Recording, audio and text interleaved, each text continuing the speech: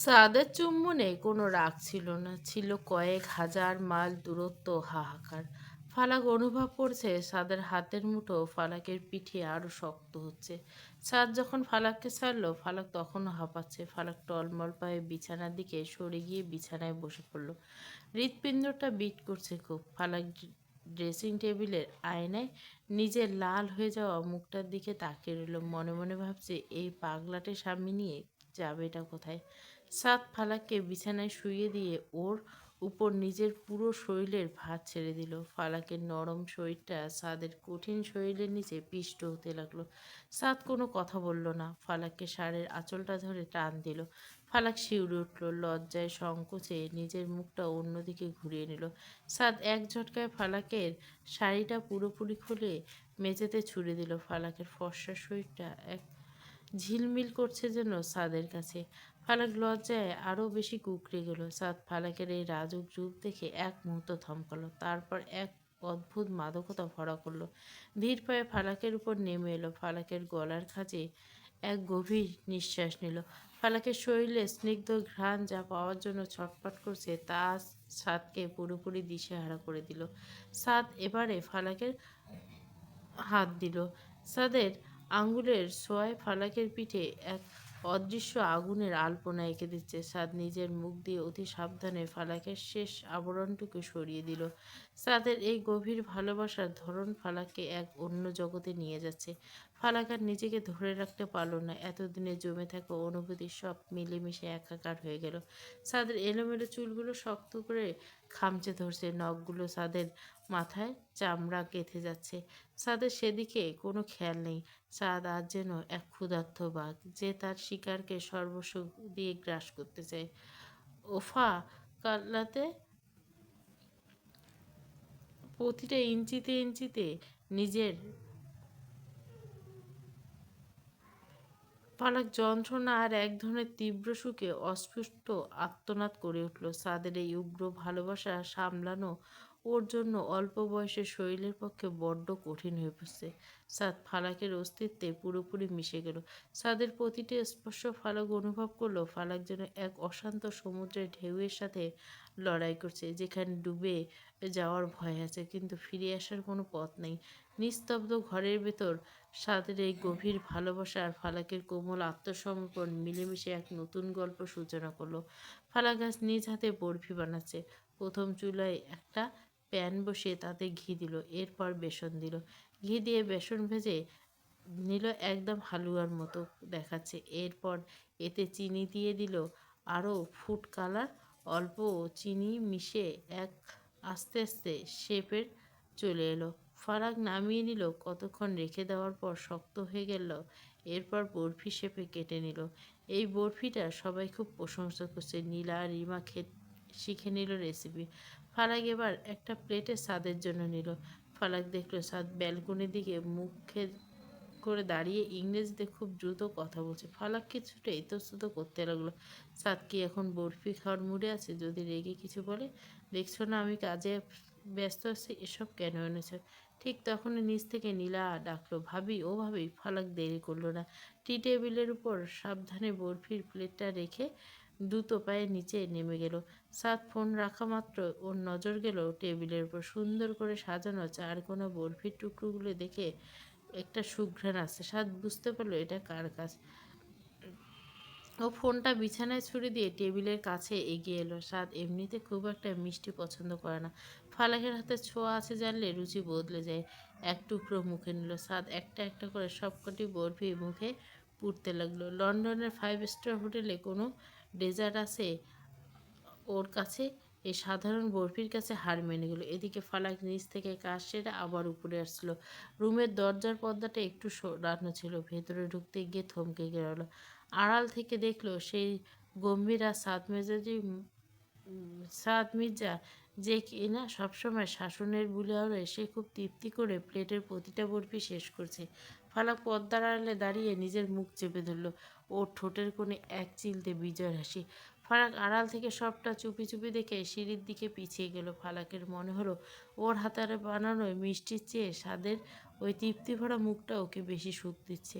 মনে মনে ভাবলো এমনটা হলে আমি রোজ বানিয়ে দিতে পারি। পরদিন সকালে মির্জা ড্রয়িং রুমে সাদের বাবা মা, ফারদিন, ঈশান, নীলা সবাই উপস্থিত। সাদ গম্ভীর মুখে বসে আছে। তোমরা তো ভালো করে জানোই লন্ডনে বিজনেসটা এখন কত বড় হয়ে গেছে। আমি চাইছি ফালাককে এবার আমার সাথে নিয়ে যেতে। ওর পাসপোর্ট আর ভিসার কাজ আমি অলরেডি শুরু করে দিছি। সাদের এই সিদ্ধান্তে বাড়ির সবাই এক মুহূর্তের জন্য চুপ হয়ে গেল। তারা খুশি যে সাদ অবশেষে ফালাককে নিজের স্ত্রী হিসাবে পূর্ণ মর্যাদা দিয়েছে, তার সাথে সংসার করতে চাইছে। কিন্তু পরক্ষণে এক বিষণ্ণতা গ্রাস করলো সবাইকে। এই কতদিন ফালাক তার নম্র আর মায়াবী স্বভাব দিয়ে বাড়ির সবার প্রিয় হয়ে উঠেছে। ফালাক ছাড়া বাড়িটা যেন আবার প্রাণহীন হয়ে পড়বে। তুমি ফালাককে মেনে নিয়েছো, সংসার করবে, এটা শুনে খুশি হয়েছি। কিন্তু ফালাক চলে গেলে এই বাড়িটা যে একদম ফাঁকা হয়ে যাবে। আমার তো মেয়েটার মুখ না দেখলে দিন কাটে না। ফারদিন আর ঈশান মুখ কালো করে ফেললো।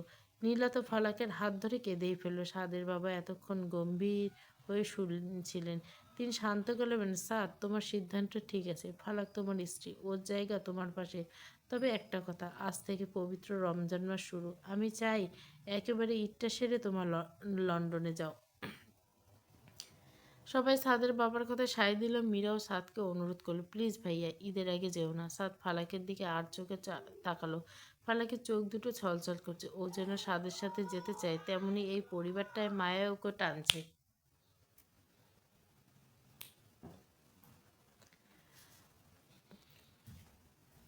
সাদ বুঝতে পারলো এই আবেগ উপেক্ষা করা ওর পক্ষে সম্ভব না। ঠিক আছে, সবার যখন এত আবদার, তবে ঈদের পরে যাব। সাদের কথা শুনে পুরো বাড়িতে যেন আনন্দের হিল্লোড় বয়ে গেল। ফালাক মনে মনে ভাবল, আল্লাহ, আমার এই ছোট্ট জীবনটাতে এত সুখ কি সত্যি পাওনা ছিল? পবিত্র রমজানের প্রথম দিন চারিদিকে এক স্নিগ্ধ নিস্তব্ধতা। ফালাক আমতা আমতা করে সাদের বাহুবন্ধন থেকে নিজেকে মুক্ত করে নিল। সাদের ঘুমের ব্যাঘাত না ঘটে ধীর পায়ে উজু করে জায়নামাজে দাঁড়ালো। তাহাজ্জুদের নামাজে ফালাক আজ দীর্ঘক্ষণ সিজদায় পড়ল। চোখের কোণ দিয়ে গড়িয়ে পড়া নোনা জল জায়নামাজ ভিজিয়ে দিয়েছে। শুক্রিয়া জানালো আল্লাহর কাছে, তিনি যে ওর মতো অনাথ মেয়েকে আরহাম সাদ মির্জার মতো একজন মানুষের হৃদয়ে ঠাঁই দিয়েছেন। ফালাক নিজের ঘর থেকে বেরিয়ে নিচে নামছিল। ভেবেছিল হয়তো ওই প্রথম উঠেছে, কিন্তু রান্নাঘরে কাছাকাছি আসতে দেখতে সেখানে ইলাহি কাণ্ড। রান্নাঘরে সাদের মা, ছোট চাচি, মেজো চাচি, নীলা আর রিমা সবাই মিলে শেহরির তদারকি করছে। ফালাক দেখে দেখে সাদের মা মৃদু হাসলেন। ফালাক তড়িঘড়ি করে খাবারগুলো গরম করার কাজে লেগে পড়ল। মেজো চাচি, বড় বৌমা আসাতে আমাদের কাজ অর্ধেক হয়ে গেল। দেখেছো আপা, ফালাক কেমন লক্ষ্মী মেয়ের মতো সব গুছিয়ে নিচ্ছে। ফালাক হাসি মুখে তরকারিগুলো চুলায় বসালো। গরম হাতে সুঘ্রাণ আর মাংসের ঘ্রাণে চারপাশ মোমো করছে। ফালাক নিজের হাতে সবার জন্য সালাড কাটলো আর লেবুর শরবত রেডি করলো। ফালাক নিজের হাতে কাজ শেষ করে উপরের ঘরের দিকে পা বাড়ালো। মসজিদে তখন মাইকের বারবার ঘোষণা হচ্ছে, সেহরির সময় শেষ। সম্মানিত এলাকাবাসী, আপনারা যার যার ঘরে সেহরি খেয়ে নিন। সবাই তাড়াতাড়ি উঠে পড়েন। ফালাক রুমে ঢুকে দেখলো সাদ তখনও অঘরে ঘুমাচ্ছে। ফালাক ধীর পায়ে বিছানার পাশে গিয়ে বসলো। ফালাক সাদের কাঁধে হাত দিয়ে আলতো করে নাড়া দিচ্ছে, এই যে শুনছেন, উঠে পড়ুন, সেহরির সময় হয়ে গেছে কিন্তু। মসজিদ ডাকছে। সাদ একবার চোখ খুলল। তাড়াতাড়ি উঠুন, হাত মুখ ধুয়ে নিচে আসুন। সাদ এবার একটা দীর্ঘশ্বাস ফেলে উঠে বসলো। ওর চুলগুলো এলোমেলো হয়ে কপালে এসে পড়েছে।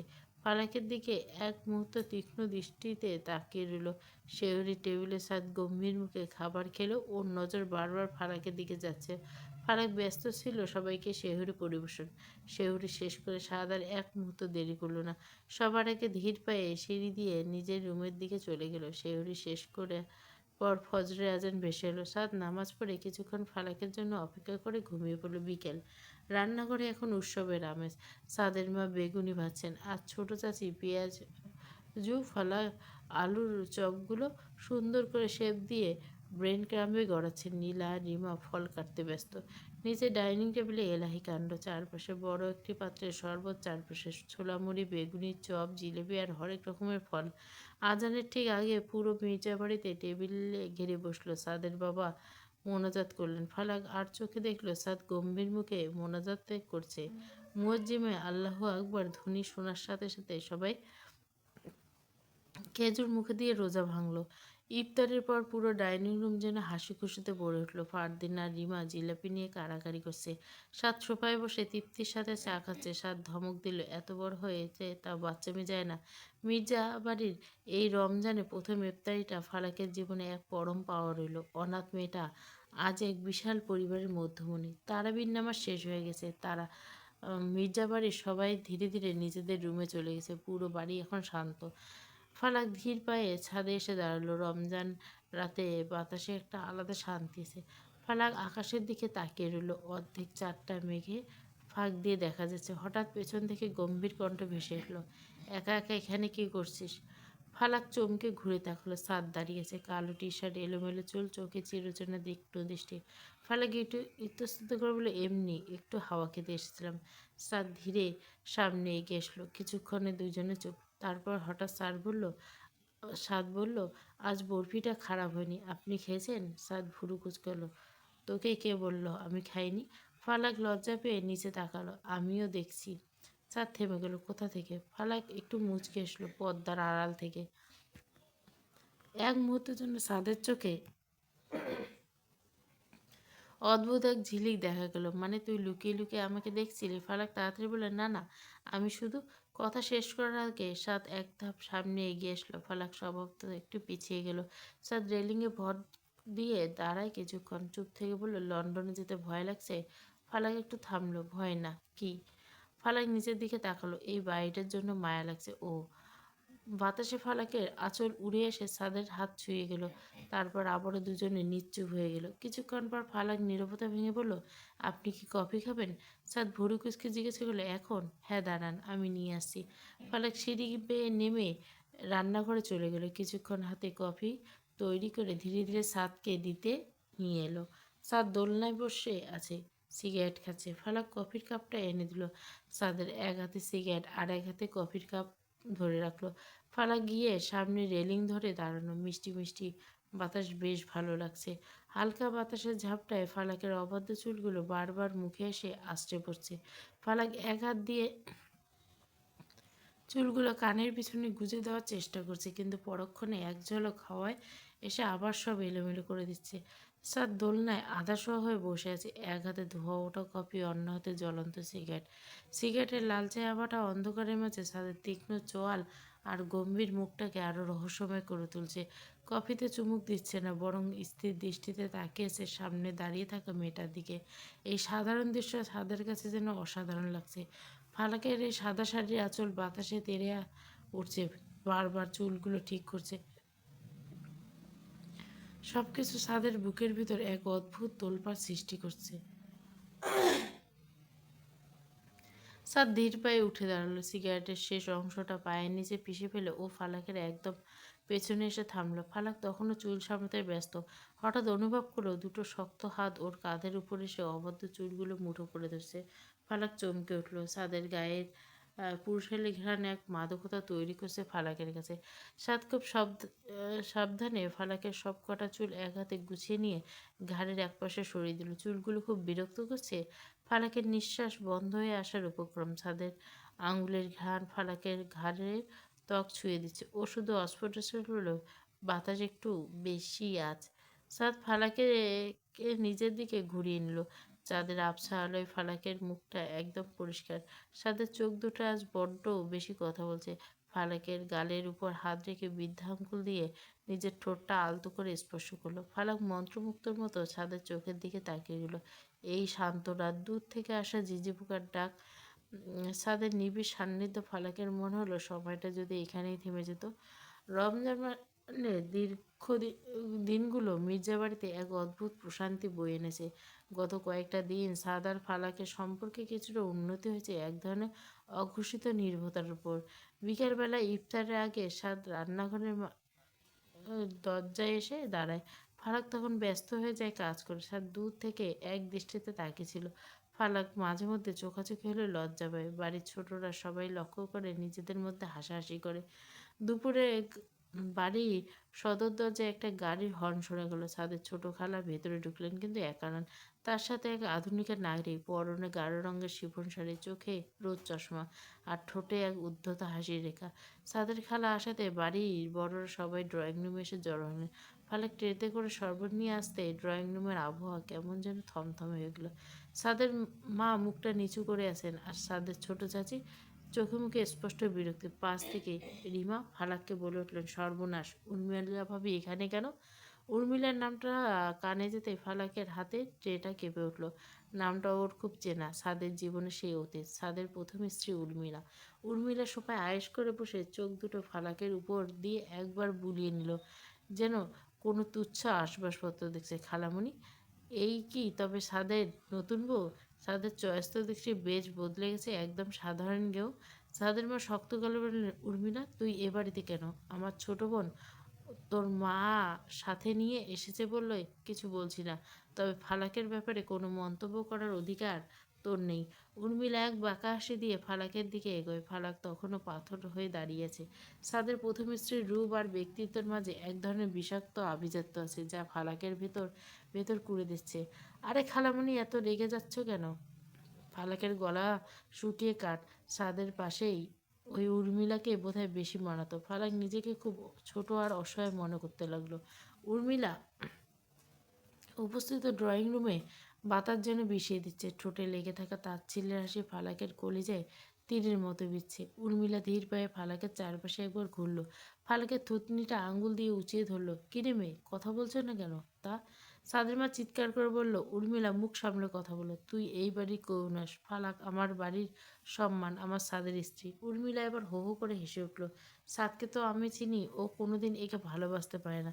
আর ও শুধু আমাকে ভালোবাসছিল, ও এখনও আমাকে ভালোবাসে। প্রথম ভালোবাসা বলা যায়? খালামণি, আমি সাদের কাছে ফিরতে চাই। আমি জানি সাদ আমায় ফেরাবে না। উর্মিলার প্রতিটি কথা ফালাকের কানে বিষের মতো ঢুকছে। মনে মনে ভাবলো, ফালাক এ জীবনে কি সে সুখ পাবে না?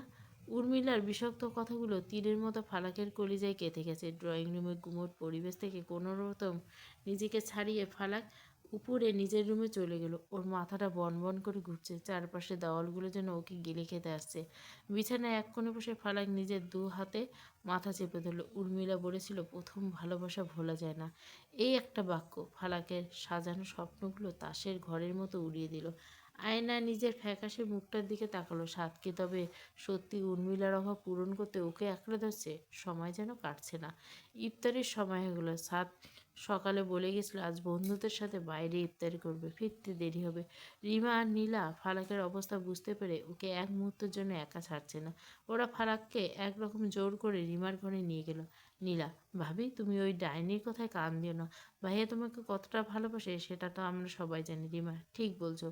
উর্মিলা আপু তো হিংসায় এখন এসব বলছে। তুমি খেয়ে নাও, রোজা রেখেছো, শরীর খারাপ করবে তো। ফালাক স্লান হেসল, কিন্তু ওর মনের ভিতর তখনও ঝড় বসে, শুধু অপেক্ষা করছে স্বাদের জন্য। এদিকে নিচে সাদের মা বড্ড অস্থির হয়ে আছেন। সাদের ছোট খালা জেদ ধরে আছেন আজ রাতটা এখানে থাকবে। সাদের মা মনে মনে খুব চাইছিল উর্মিলার মতো একটা অতীত এ বাড়িটাকে রাত কাটাক, তবে বোনের মেয়ে বলে কিছু বলতে পারছেন না। তিনি জানেন না সাদ কেন উর্মিলাকে ডিভোর্স দিয়েছেন, আর এখন তিনি তা জানতেও চান না। তিনি শুধু দেখেছেন তার ছেলেটা ফারাককে নিয়ে একটু শান্তিতে আছেন। তিনি মনে মনে দোয়া করলেন, আল্লাহ, আমার ছেলেটার সংসারে যেন আর কোনো অশান্তি না আসে। রাত বাড়ল। তারাবির নামাজ শেষ হয়ে গেছে। সাদ এখনও ফেরেনি। বাড়ির মেহমানরা গেস্ট রুমে সেটেল হয়েছেন। উর্মিলা মাঝে মাঝে দর্পভরে ড্রয়িং রুমে ঘুরে বেড়াচ্ছে, যেন এখনও এই বাড়ির মালকিন। ফালাক রিমার ঘরে বসে জানলার দিকে তাকিয়েছে, দেখতে চায় ছাদ যখন আসবে। উর্মিলা এসেছে, ফিরতে চাইছে। ছাদের প্রতিক্রিয়া কী হবে? গেটে মীরা আর ফারদিন দাঁড়িয়েছে। ছাদ গাড়িটা গেট দিয়ে ঢুকতে ওরা দুজনে এগিয়ে এলো। ছাদ গাড়ি থেকে নামতে মীরা হাত চেপে ধরল। ছাদ ভুরু কুচকে তাকালো। মীরা চোখে মুখে এক ধরনের মেঘে আতঙ্ক। ভাইয়া, তুমি এতক্ষণে জানো বাড়িতে কি হয়েছে? ওই উর্মিলা আপু এসেছে, এসে ভাবিকে যা না তা বলে অপমান করছে। বলেছে ভাবি নাকি তোমার দয়ার পাত্রী। ফারদিন বলল, শুধু তাই নয় ভাইয়া, বলেছে তুমি নাকি এখনও ওকেই ভালোবাসো। ভাবি তো কেঁদে বুক ভাসিয়ে দিচ্ছে। দুজনে মিলে আরও কিছু উর্মিলার নামে বানিয়ে বলল। সাদের হাত মুষ্টিবদ্ধ, চোখের মনি দুটো যেন আগুনের মতো জ্বলছে। ভয়াবহ রুদ্রমূর্তি ধারণ করলো। সাদ কোনো কথা না বলে গটগট করে বাড়ির ভিতরে ঢুকলো। পেছনে মীরা আর ফারদিন একে অপরের দিকে তাকিয়ে দাঁত বের করে পাকা হাসলো। ওদের মিশন সাকসেসফুল। ছাদের উপর উঠতে করিডোরে উর্মিলার সাথে দেখা। উর্মিলা যেন আগের থেকে ওত পেতেছিল। সাদকে দেখে ঠোঁটে এক মায়াবী হাসি ফুটিয়ে তুলল। হ্যালো সাদ, কেমন আছো? অনেকদিন পর দেখা হলো আমাদের, তাই না? সাদ কোনো উত্তর দিল না। স্থির চোখে উর্মিলার দিকে তাকিয়েছে। সেই চাহনিতে মায়া নেই বিরহ, আছে শুধু এক ধরনের শীতল ঘৃণা। সাদ, আমি জানি আমি ভুল করেছিলাম। আমার তোমার সাথে খুব জরুরি কথা আছে। এখানে না, আমার কথাটা অন্তত একবার শোনো। এই বলে সাদের ঘরের দিকে যায়। সাদও পিছনে যায়। ভিতরে গিয়ে উর্মিলা দ্রুত হাতে দরজাটা ভেতর থেকে আটকে দিল। এদিকে ফালাক রিমার ঘর থেকে বের হচ্ছিল। করিডোরে পা রাখতে ওর পায়ের তলার মাটি সরে গেল। দেখলো সাদ আর উর্মিলা একসাথে সাদের রুমে ঢুকলো। দরজাটা বন্ধ। ফালাকের হাতে থাকা পানির গ্লাসটা কাঁপতে কাঁপতে মেঝেতে পড়ে ঝনঝন করে শব্দ হলো। সেই শব্দের চেয়ে বড় শব্দ ফালাকের বুকের ভিতর। কলিজাটা কেউ ছিঁড়ে নিয়ে যাচ্ছে। বন্ধ দরজার দিকে তাকিয়ে ফালাকের দু চোখে বেয়ে বাঁধ ভাঙা অশ্রু নামল। ফালাকের বুকের ভেতরটা যেন মুহূর্তে খাঁ করে উঠল। একটা তীব্র হাহাকার ওর কণ্ঠনালী পর্যন্ত দলা পাকিয়ে এলো। নিজের স্বামীর সাথে তার প্রাক্তন স্ত্রী বদ্ধ করে দেওয়ালের ভর দিয়ে কোনোরকম নিজেকে সামলায়। এক ফোঁটা দু ফোঁটা করে নোনা জল ওর গাল বেয়ে টুপটুপ করে মেঝেতে পড়ে। ফালাক চাপা স্বভাবে চিৎকার করে প্রতিবাদ করলো না, শুধু নিজের মুখটা চেপে ধরলো যাতে কান্নার শব্দ কেউ শুনতে না পায়। ঝাপসা চোখে বদ্ধ দরজার দিকে তাকিয়ে থেকে কাঁদছে। চারপাশটা অন্ধকার হয়ে আসছে। বুকের ভেতরটা খা করছে। ফালাক অপলক দৃষ্টিতে বদ্ধ দরজার দিকে তাকিয়ে রইল, যেন মনে মনে আশা করছে সাদ এখনই দরজাটা খুলে বেরিয়ে এসে বলবে, ফালাক তুই যা ভাবছিস তা সত্যি নয়। কিন্তু দরজা খুলল না। ফালাক আর দাঁড়িয়ে থাকতে পারলো না। নিজের অসহায়ত্ব নিঃশব্দে কাঁদতে কাঁদতে মীরার রুমে দিকে পিছিয়ে গেল। ওর মনে হচ্ছে এই বাড়িতে প্রতিটা ইট আজ ওকে উপহাস করছে। মীরার রুমে ঢুকে ফালাক দরজাটা আলতো করে ভিড়িয়ে দিয়ে বিছানায় এক কোণে বসে পড়লো। কোনো শব্দ নেই, শুধু নিঃশব্দে গড়িয়ে পড়ছে নোনা জল। অন্যদিকে বদ্ধ ঘরের ভিতরে সাদ উর্মিলার দিকে এক হিংস্র বাঘের মতো তাকিয়েছে। সাদের চোয়াল শক্ত। উর্মিলা, সাদ, আমি ফিরিয়ে আসতে চাই। আমি জানি তুমি ওই মেয়েকে নিয়ে সুখী নও। তুমি কেবল আমাকে রাগানোর জন্য ওকে বিয়ে করছো। চলো আমরা আবার নতুন করে শুরু করি। সাদ এবার একটা তাচ্ছিল্যে হাসি আসলো। সাদ উর্মিলার দিকে এক পা এগোলো। উর্মিলা মনে মনে বিজয়ের হাসি আসলো। ভাবলো সাদ হয়তো ওকে কাছে টেনে নেবে। নিজের চোখ দুটো বন্ধ করে সাদের স্পর্শের অপেক্ষা করলো। কিন্তু পরক্ষণে ঘরের নিস্তব্ধতা ভেঙে এক প্রচণ্ড শব্দ হলো, ঠাস।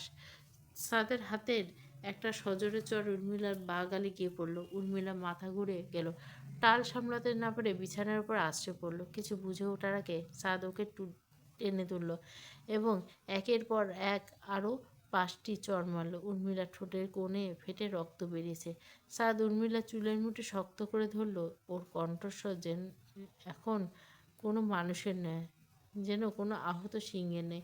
তোর মতো দুশ্চরিত্রকে আমি বিশ্বাস করব? উর্মিলা ব্যথায় কুকড়ে গিয়ে গোঙাতে লাগলো। সাদ ওকে এক ঝটকায় দেওয়ালের সাথে চেপে দিল।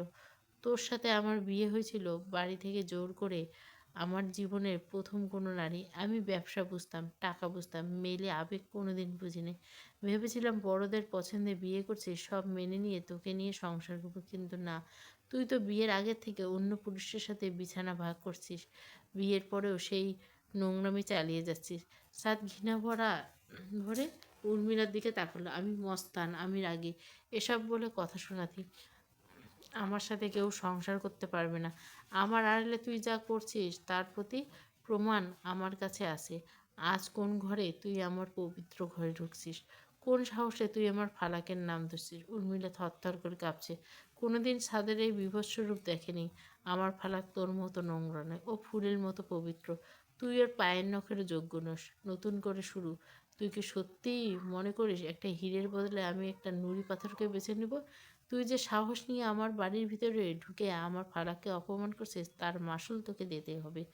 উর্মিলার গালে সাদের হাতের আঙুলের দাগগুলো স্পষ্ট হয়ে ফুটে উঠেছে। ঠোঁটের কোণ দিয়ে গড়িয়ে পড়ছে রক্ত।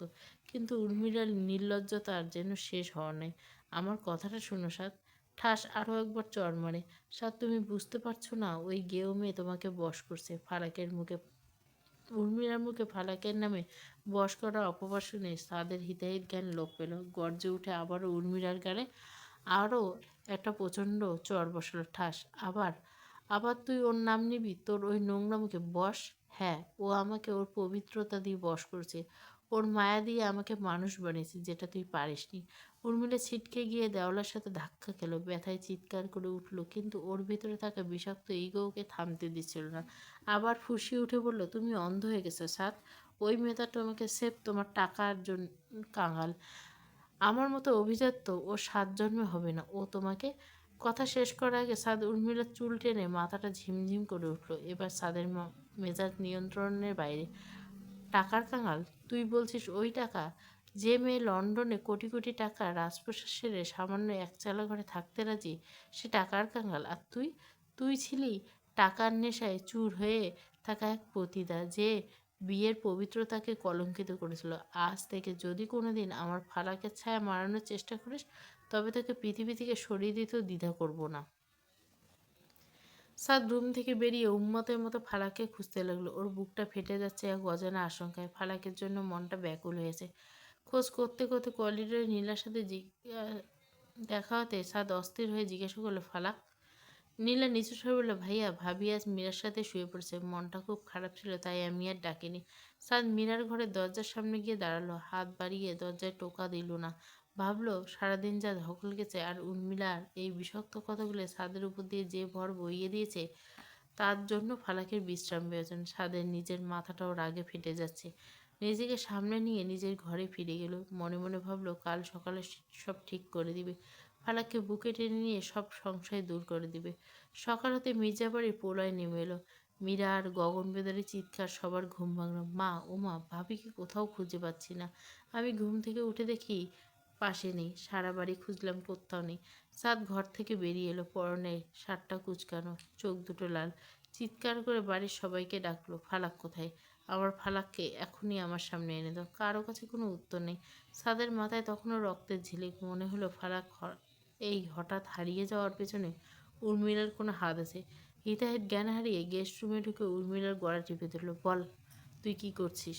তুই আমার ফালাককে কোথাও পাঠিয়েছিস? যদি ওর কোনো কিছু হয়, তবে তোকে আমি জ্যান্ত কবর দিব। উর্মিলা শ্বাস নিতে পারছিল না, চোখে বেরিয়ে আসার উপক্রম।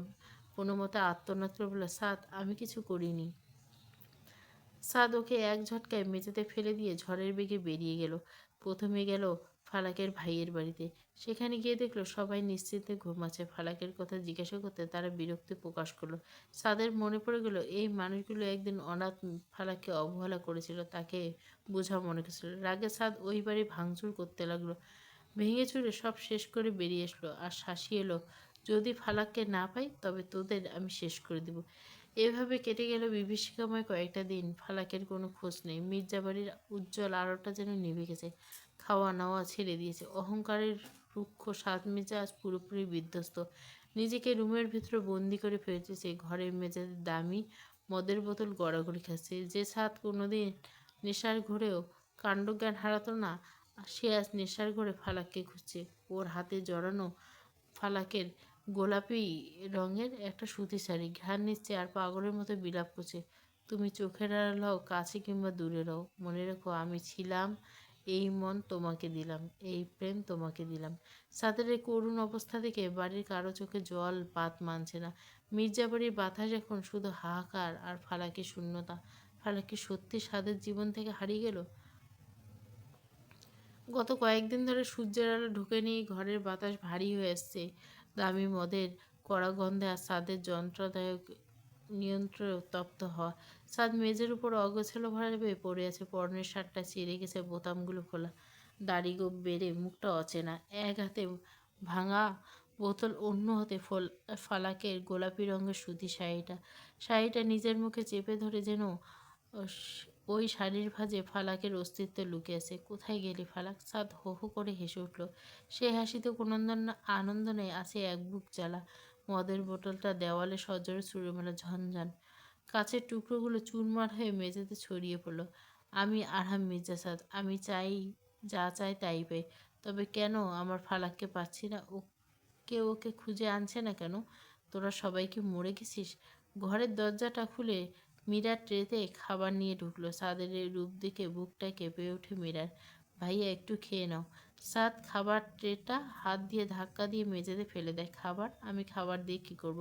ফারাক ছাড়া পেয়ে পেটে এক ফোঁটা পানি ঢুকবে না। তুই যা এখান থেকে, সবাই যা, কাউকে দেখতে চাই না আমি। মীরা ভয়ে কেঁদে উঠল, দৌড়ে ঘর থেকে বেরিয়ে গেল। সাদ এবার হামাগুড়ি দিয়ে বিছানায় কাছে গেল, বালিশটা জড়িয়ে ধরে অহংকারী রুক্ষ সাদ মির্জা যেন এক নিঃস্ব প্রেমিকের মতো কাঁদছে। বালিশে মুখ গুজে ফালাকের নাম ধরে ডাকতে লাগলো, ফালাক ফিরিয়ে আয়। আমি সাদের এই পাগলামি, এই ভাঙচুর সবই মির্জাবাড়ির বাতাসের সাথে মিশে আছে, এক মর্মান্তিক করুণ সুর তৈরি করছে। সাদের দিনগুলো কেটেছে এক ঘোরের মধ্যে। চট্টগ্রাম শহরে অলিগলি চষে ফেলেছে ঈশান আর আয়ান, কিন্তু ফালাকের কোনো চিহ্ন নেই। সাদ আজ অনেকদিন পর নিজ রুমে থেকে বের হলো, চোখের নিচে কালি, দাড়ি গোঁফ বড় হয়ে গেছে। ধীর পায়ে ফালাকের ভাইয়ের বাড়ির এলাকায় গেল। আজ গন্তব্য ফালাকের ভাইয়ের বাড়ি নয়, বরং ওই পাড়ার সাধারণ মানুষজন। সাত পাড়ার প্রতিটি দোকান, রাস্তার মোড়ে দাঁড়িয়ে থাকা লোকজনকে ফালাকের ছবি দেখাচ্ছে। একে দেখেছেন? গত কয়েকদিন আগে এই রাস্তা দিয়ে যেতে দেখেছেন? সবাই মাথা নাড়াচ্ছে, কেউ দেখেনি। সাদ হতাশায় রাস্তার ধারে একটা ল্যাম্পপোস্টে কপাল ঠেকিয়ে দাঁড়িয়েছে, দীর্ঘশ্বাসগুলো আগুনের মতো উত্তপ্ত। হঠাৎ আকাশের দিকে মুখ করে চিৎকার করে উঠল, ফালাক, কোথায় তুই? একবার দেখা দে, আমি আর সহ্য করতে পারছি না। সাদের এই হাহাকার শুনে আশেপাশে দু একজন থমকে দাঁড়ালো। ঠিক তখনই 16-17 বছরের একটা কিশোর ছেলে সাদের সামনে এসে দাঁড়ালো। ছেলেটার পরনে সাধারণ গেঞ্জি। ভাইয়া, আপনি কি ফালাক আপুকে খুঁজছেন? সাদ বিদ্যুৎ বেগে ছেলেটার কলার চেপে ধরল, চোখে এখন পাগলাটে আসে। হ্যাঁ, তুমি জানো কোথায় আছে, দেখেছো? ছেলেটা কিছু ভয় পেয়ে গেলে সাদের উগ্রতা দেখে আমতা আমতা করে বলে, আমি আমি সেদিন খুব ভোরে বাস স্ট্যান্ডে ফালাক আপুকে দেখেছিলাম, সাথে তিশা আপু ছিল। তিশা নামটা শুনে সাদ চিনতে পারল না। ফালাকের ছোটবেলার বান্ধবী তিশা। আমি ফালাক আপুর বাড়ির 2 বাড়ি পর থাকি, ছেলেটা বলল। আর কে ছিল? ওরা দুজন শুধু? না ভাইয়া, সাথে একটা ছেলেও ছিল। ওরা একটা বাসে। ছেলে? ফালাকের সাথে অন্য ছেলে? সাদের মনে এক মুহূর্তে ঈর্ষার আগুন জ্বলে উঠল, কিন্তু পরক্ষণে নিজেকে সামলালো। কোথায় ওই তিশা? ওর বাড়ি কোথায় বলো আমাকে। ছেলেটা আঙ্গুল উঁচিয়ে একটা ছোট্ট টিনের চালা বাড়ি দেখিয়ে দিল। ওই যে ওই বাড়িটা তিশা আপুর। তবে তিশা আপু তো এখানে থাকে না, মাসখানেক হলো ওনার বিয়ে হয়েছে। শুনেছি সিলেটে থাকে। সিলেট? সাদার এক মুহূর্ত দেরি করলো না, পকেট থেকে মানিব্যাগ বের করে সব টাকা ছেলেটার হাতে গুঁজে দিয়ে নিজের গাড়ি দিয়ে দৌড় দিল আর কৃতজ্ঞতা জানালো। সেদিন ফালাকের সারা রাত চোখের জল এক মুহূর্তের জন্য থামেনি। ভোরের আলো ফোটার আগে ফালাক মির্জাবাড়ি থেকে বেরিয়ে এসেছিল। তার গন্তব্য ছিল একটাই, বাবা মার কবর। কবরের পাশে বসে ফালাক অঝরে কেঁদেছে। বাবা মা কেন আমাকে এই দগ্ধ পৃথিবীতে একা ফেলে গেল? ফালাকের চোখে শুধু ভাসছে সেই বদ্ধ দরজার দৃশ্য। বুক জ্বলে যাচ্ছে ফালাকের। কবরস্থান থেকে ফেরার পর হঠাৎ করে দেখা হয়ে যায় তিশার সাথে। তিশা ফালাকের ছোটবেলা বান্ধবী। ফালাক, তুই এই ভোরে এখানে? তোর এই অবস্থা কেন? তিশার মায়াবী রেগে ফালাকের সবটুকু বাদ ভেঙে গেল। তিশাকে জড়িয়ে ধরে ডুকরে কেঁদে উঠল। সবটুকু হাহাকার উগড়ে দিল ওর। তিশা আর তিশার স্বামী সব শুনল। তিশার স্বামী খুব সাধারণ একটা সাদামাটা মানুষ। শোনো ফালাক, এভাবে পথে পথে ঘুরে বেড়ানো তোর জন্য ঠিক হবে না। আমি আমার শ্বশুরবাড়ি যাচ্ছি সিলেট, তুই আমাদের সাথে চল। কদিন ওখানে থাকলে তোর মনটা একটু শান্ত হবে। আমার শ্বশুরবাড়ির মানুষগুলো খুব ভালো, তারা তোকে কিছু বলবে না। ফালাক আরও দ্বিরুক্ত করেনি, শুধু মনে হচ্ছিল এই শহর থেকে অনেক দূরে কোথাও হারিয়ে যেতে চায়। তিশার স্বামীর সাথে ওরা নীল রঙের বাসে উঠে পড়েছিল। সেই ছেলেটি বাস স্ট্যান্ডে ফালাক আর তিশাকে যে ছেলেটার সাথে দেখেছিল, সে ছেলেটা আসলে তিশার স্বামী। সিলেটে ছোট্ট গ্রাম। তিশাদের বাড়িটা মাটির দেওয়াল আর টিনের চালার এক ছিমছাম ঘর, কিন্তু এখানে এক অদ্ভুত শান্তি। ফালাক গত কয়েকদিন ধরে এখানে আছে। ও সারাটা দিন কাটে প্রকৃতির মাঝে, আর তিশার শাশুড়ি মা এসে গল্প করেন। ফালাক প্রথম দিন পাথর হয়ে গেছিল, তবে দিন যায় ফালাকের কষ্ট বাড়ে, মির্জাবাড়ির সবার কথা মনে পড়ে। আর সাদের কথা ভাবতে ভাবতে আরও বেশি যন্ত্রণায় কাতর।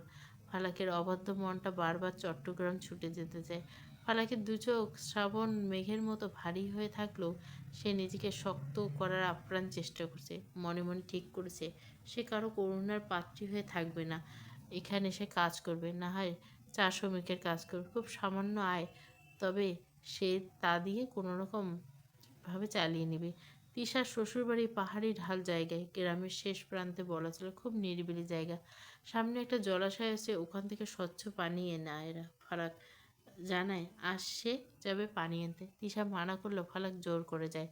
জলাশয় যেন এক শান্ত দর্পণ।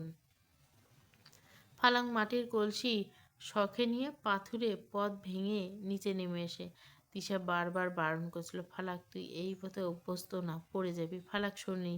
ও চায় নিজেকে কাজের মধ্যে ডুবিয়ে রাখতে, যাতে এই অভিশপ্ত রাতের স্মৃতি থেকে ওকে কুড়ে কুড়ে না খায়। স্বচ্ছ টলমলে পানি নিয়ে কলসিটা ভরল ফালাক। ভিজে যাওয়া শাড়ির আঁচলটা গায়ে জড়িয়ে কলসিটা মাজায় তুলল। এক মুহূর্তের জন্য জলাশয়ের পানিতে নিজের প্রতিচ্ছবি দেখল। চোখের নিচে গাঢ় কালি, মুখ ফ্যাকাশে। ফালাক যখন ঘুরে দাঁড়ালো ফেরার জন্য, ঠিক তখনই পৃথিবীতে যেন এক মুহূর্তের জন্য থমকে গেল। পাথুরে পথের ওপারে দাঁড়িয়েছে এক দীর্ঘদেহী পুরুষ, ঝনঝন। ফালাকের হাত থেকে মাটির কলসিটা ছিটকে পাথরের উপর পড়ে চুরমার হয়ে গেল। কলস ভরা স্বচ্ছ পানি কলকল করে মাটির বুক চিরে জলাশয়ে ফিরে যেতে লাগলো। ফালাকের শরীরটা থরথর করে কাঁপছে। বিশ্বাস করতে পারছে না এই জনবহুল পাহাড়ি এলাকায় সাত মির্জা কীভাবে পৌঁছে গেল। সিলেটের নির্জন পাহাড়ের ঢালে জলাশয়ের স্বচ্ছ পানির কলকল ধ্বনির মাঝে সময়টা যেন এক নিমেষে থমকে গেল। ফালাকের দু চোখ অবিশ্বাসে স্থির হয়ে আছে ছাদের উপর। ছাদকে দেখে ফালাকের বুকের ভেতরটা দুমড়ে মুচড়ে যাচ্ছে। মানুষটা এই কি দশা! উস্কো খুস্কো চুল, মুখ ভর্তি অবিন্যস্ত দাড়ি, আর চোখের নিচে গাঢ় কালচে গর্ত। ফালাক নিজেই অজান্তে এক পা এগিয়ে যেতে চাইল, কিন্তু উর্মিলার বিষাক্ত স্মৃতিগুলো ওকে আবার পাথর করে দিল। সাদ ফালাককে ঠিক এক হাত দূরত্বে এসে থামল। ফালাকের চোখের দিকে তাকিয়ে ধীরে ধীরে বলল, 6 দিন 22 ঘন্টা 46 মিনিট পর। ফালাক স্তম্ভিত হয়ে গেল। সাদ কি তবে প্রতিটা সময় গুনে রেখেছে? সাদ এক ঝটকায় ফালাককে নিজের বুকে টেনে নিল। দু হাতে ফালাকের পিঠ আর মাথা চেপে ধরে যেন নিজের হারিয়ে যাওয়া প্রাণটা ফিরে পেল। সাদের নিঃশ্বাস ফালাকের ঘাড়ের কাছে এসে আছড়ে পড়ছে। কেন করলে এমন? ফালাক এতক্ষণ পাথরের মতো শক্ত হয়ে থাকার চেষ্টা করছিল, কিন্তু সাদের এই হাহাকার মেশানো স্পষ্টে সব বাঁধ ভেঙে গেল। সাদের শার্টের কলার খামচে ধরল। দু চোখ বেয়ে শ্রাবণ ধারার মতো জল নামতে লাগলো। ফালাক সাদ ফালাকের মুখটা দু হাতে আগলে দিল। ওর আঙুলগুলো দিয়ে ফালাককে চোখের জল মুছে দেওয়ার ব্যর্থ চেষ্টা করছে, কারণ জলের ধারা থামছেই না। দুজন মানুষ একে অপরকে হারানোর ভয় আর ফিরে পাওয়ার তীব্র আকুতি। তিশা ওর স্বামী দূর থেকে এই দৃশ্য দেখে থমকে দাঁড়ালো। তারা বুঝতে পারল এই প্রলয়ঙ্কারী ভালোবাসার মাঝে বাধা দেওয়ার ক্ষমতা কারণেই। তিশার স্বামী দূর থেকে এই দৃশ্য দেখে পরম শান্তি পেল। ফালাক ছাদের বুকে মুখ গুজে কাঁদছে, আর ছাদ ফালাকের কপালে খুব বারবার পাগলের মতো চুমু খাচ্ছে, যেন নিশ্চিত হতে চায় যে ফালাক সত্যি ওর কাছে ফিরে এসছে। ছাদের 6 দিন 22 ঘন্টা বীভৎস প্রতীক্ষার অবসান। নির্জন জলাশয়ের পাশে সিমেন্টের ভাঙা বেঞ্চটাতে সাদ শুয়ে আছে, ফালাকের কোলে মাথা রেখে। ফালাকের কম্পিত হাত সাদের অবিন্যস্ত চুলে বিলি কেটে দিচ্ছে, আর নোনা জল টুপটুপ করে পড়ছে ছাদের কপালে। ছাদের চোখ বন্ধ করে এক দীর্ঘশ্বাস ফেলল। 6 দিন 22 ঘন্টা ভয়াবহ যন্ত্রণার পর এই প্রথম নিঃশ্বাসটা স্বাভাবিক হচ্ছে। ফালাকের কোলে এই উষ্ণতায় যেন নিজের হারানো স্বর্গসুখ পেয়েছে। কিছুক্ষণ পর সাদ বলতে শুরু করলো, লন্ডন থেকে ফিরলাম, বাড়ির সবাই বিয়ের জন্য পাগল করে তুলল। আমার বিন্দুমাত্র ইচ্ছে ছিল না, কিন্তু উর্মিলা ছিল আমার একমাত্র আদরের খালার একমাত্র আদরের মেয়ে। মাও খুব পছন্দ করতো, তাই আর না করতে পারিনি। আমি সংসার করার চেষ্টা করছিলাম, ফালাককে নিজে থেকে অনেক এফোর্ট দিয়েছি। মেয়েলি আবেগ অনুভূতি নিয়ে আমার ধারণা ছিল না, কিন্তু আমার বিবাহিত স্ত্রী বলে ওকে সম্মান করায় ভালোবাসার চেষ্টা করেছি আমি। থামলো। সাদ থামলো। গলার স্বর একরাশ তিক্ততা আর ঘৃণা ফুটে উঠল। ফালাক নিষ্পলক চোখে তাকিয়ে সাদের কথাগুলো শুনছে, কিন্তু বিয়ের কিছুদিনের মধ্যে বুঝতে পারলাম আমি ভুল মানুষের পেছনে সময় নষ্ট করছি। ওর চরিত্র কতটা জঘন্য ছিল সেটা আমি আগে বুঝিনি। বিয়ের পর থেকে ওর অন্য পুরুষের সাথে সম্পর্ক ছিল, আর বিয়ের পরেও সেটা চালিয়ে যাচ্ছিল। আমি খালামণিকে সম্মানের দিক থেকে তাকিয়ে বাড়িতে কাউকে কিছু জানাইনি, শুধু নিঃশব্দে ওকে ডিভোর্স দিয়ে জীবন থেকে সরিয়ে দিয়েছিলাম। তখন থেকে আমার বিশ্বাস উঠে গিয়েছিল, মনে হয়েছিল সব মেয়ে বুঝি এমন, সুযোগ পেলে আমাকে ছেড়ে অন্য কারো কাছে চলে যায়। সাদ পালাকের হাতটা টেনে নিয়ে নিজের গালের উপর রাখলো। তারপর যখন তুমি এলে, আমি ভেবেছিলাম তুমিও বুঝি তেমন হবে, টাকার লোভে আমায় বিয়ে করছো।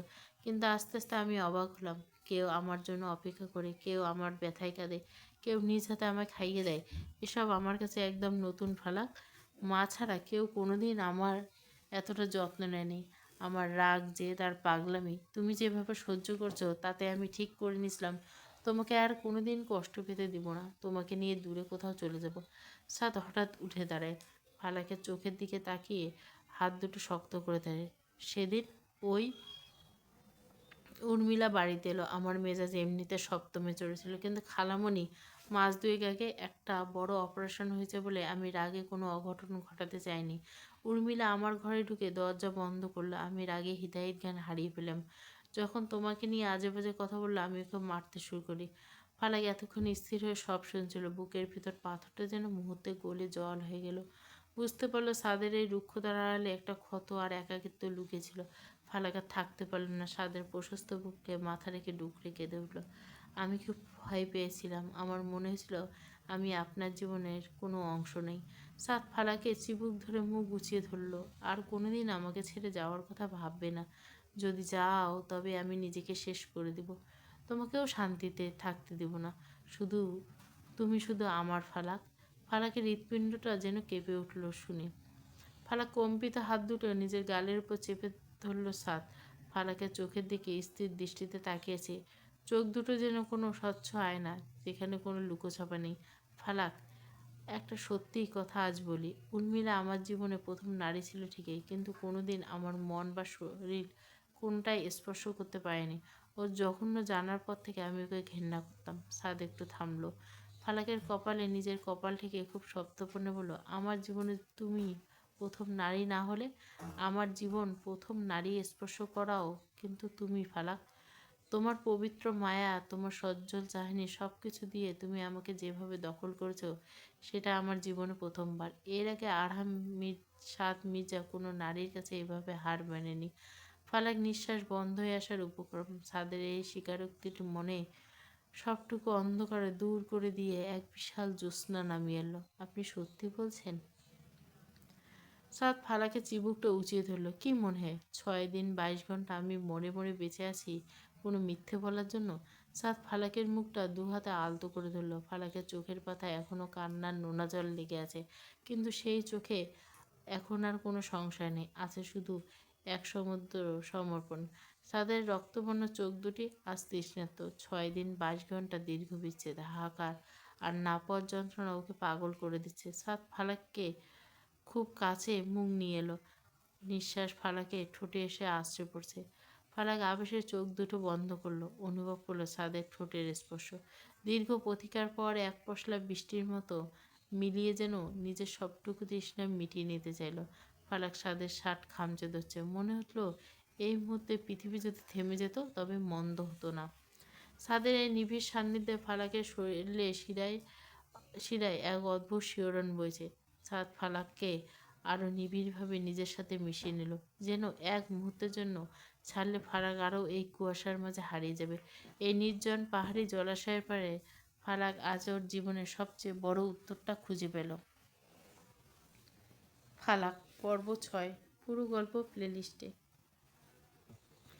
আরও 4 দিন পরে ফালাক দেব। তার আগে প্রণয় অমল কাব্যটা যতটা পাবো দেওয়ার চেষ্টা করব।